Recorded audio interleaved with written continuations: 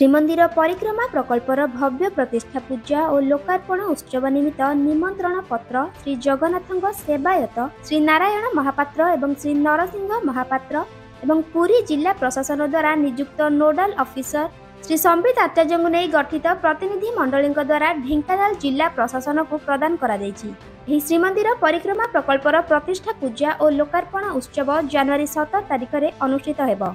जिला प्रशासन तरफ अतिरिक्त जिलापाल श्री रमेश चंद्र सेठी और श्री ललित मोहन बेहेरा एही निमंत्रण पत्र ग्रहण करथिले। एही अवसर में जिला आरक्षी अधीक्षक श्री ज्ञानरंजन महापात्र, सदर उपजिलापाल श्री सपन कुमार नंद, कामाख्यानगर उपजिलापाल श्री नारायण चंद्र नायक, एसडीपीओ श्री विभूति भूषण महापात्र, भारप्राप्त जिला संस्कृति अधिकारी श्री संतोष कुमार सतपथी, जिला संस्कृति संघ सभापति श्री अवनी कुमार मिश्र, जिलार मंदिर मानकर प्रतिनिधि गण, महिला स्वयं सहायक गोष्ठीर सदस्य और जिला प्रशासन अधिकारी गण उपस्थित रही।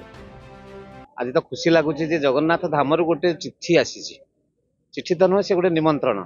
जिते भक्तटी इच्छा करे जगन्नाथ डाकी आ निमंत्रण पुणी श्रीमंदिर आसी, ये तो शुणिला बेले बहुत खुशी आसे। जगन्नाथ प्रेमी जी भितर सत रोमांच सृष्टि हे। ढेंकानाल हूँ बलराम क्षेत्र, आठी महाप्रभु बलराम सिद्ध बलराम अच्छा। ये हूँ चंद्रशेखर हरिहर क्षेत्र, ये सप्तशदी और शून्य महिमा धर्म भी अच्छी। तेणु पवित्र पावन भूमि को श्री श्री जगन्नाथ महाप्रभुंर जो निमंत्रण पत्रटी आसी, परिक्रमा प्रकल्प शुभ उन्मोचन हम, भक्त मैंने पाद पकेबे और खुशी करेंगे, भक्त को चक्कर देखी चकित हे। ये एक पावन मुहूर्त को समस्त उत्सुकतार सहित अपेक्षा कर। आज जिते दुई सेवागढ़ आम पाखक आसी निमंत्रण धरिक आसिले पुरी जगन्नाथ धामरू, आम बहुत उत्साहित हूँ। आनंदर सहित जिला प्रशासन तरफ जिलापाल प्रत्येक तत्वावधान जिला प्रशासन और समस्त पदाधिकारी, आमर कलाकार, संस्कृति प्रेमी एवं गणमाध्यम प्रतिनिधि समस्ते उपस्थित रही भव्य स्वागत करागला। एवं महाप्रभु बलराम पाखे और चंद्रशेखर पाखे आम निमंत्रण पुणी प्रेरण कर सब मंदिर आसी पूजक मैंने से मंदिर कमिटी आसी ग्रहण करागला। आज एक भव्य एवं आध्यात्मिक परिवेश भितर होती। आगामी दिन में प्रकल्प जो कर मंदिर चारिपाख टे बुली आसिले मन पूरी जाए, आत्मा पूरी जाए और हृदय भरी जाए। तेणु परिक्रमा करने जो विधि थी ये विधि आस्ते पूर्ण हम। जगन्नाथ समस्त मंगल करूँ, चका नयन समस्त आशीर्वाद करुणा कटाक्षर चाहिए। जय जगन्नाथ। मु श्री नारायण महापात्र, गरागड़ प्रत्याहारी सुआर सेवक श्रीमंदिर पुरी। आम श्री जगन्नाथ महाप्रभुंर पवित्र परिक्रमा प्रकल्पर